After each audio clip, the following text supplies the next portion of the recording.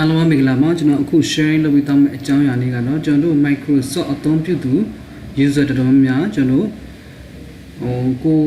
အများဆုံးအသုံးပြုတဲ့ font တွေကိုမှကျွန်တော်က default အနေနဲ့ထားလို့ရတယ်ဆိုတာကို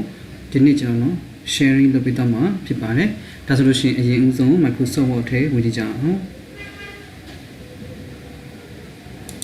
ဒါဆိုရင် Microsoft Word ထဲရောက်လာပြီဆိုလို့ရှိရင်ကျွန်တော်က home tab font group ထဲမှာရှိတဲ့ font ရဲ့ dialog box ဆိုတဲ့ချက်လေးကို click နေပြီးတော့ကျွန်တော်ဖွင့်လိုက်မယ်အခုကျွန်တော် default အနေနဲ့ထားခြင်းတဲ့ font လေးကိုမှကျွန်တော်ဒီ font ဆိုတဲ့ drop down ထဲမှာကျွန်တော်ရွေးလိုက်မယ်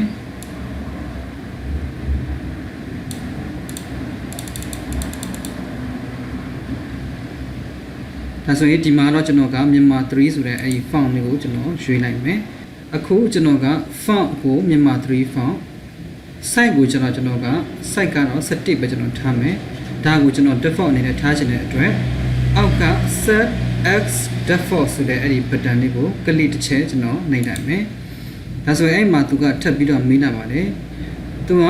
ဒီ document တစ်ခုတည်းအတွက်လားဒါမှမဟုတ် document အားလုံးအတွက်လားကျွန်တော်က document အားလုံးအတွက်ဒီ font ကိုသုံးမှာဖြစ်တဲ့အတွက်ဒုတိယ option ဖြစ်တဲ့ all document ကို click နှိပ်ပြီးတော့ရွေးချယ်လိုက်မယ် okay နေပြီးတော့ကျွန်တော်ထွက်လိုက်မယ်ဒါဆိုလို့ရှိရင်အခုလက်ရှိကျွန်တော်ဒီ Microsoft Windows လေးကိုပြန်ပြီးတော့ပိတ်လိုက်ပါမယ်တိမ်မလားလို့မေးလို့ရှိရင်တော့ don't save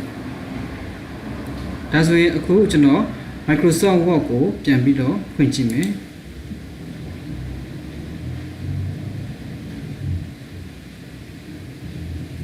ပြီးရင်ကျွန်တော်က blank document တစ်ခုယူလိုက်မယ်အခုလက်ရှိ home tab font group ထဲမှာဆိုလို့ရှိရင်ကျွန်တော်ခုန default အနေနဲ့သတ်မှတ်ထားတဲ့မြန်မာ3ဆိုတဲ့ font အရွယ်အစားကို17အနေနဲ့သူက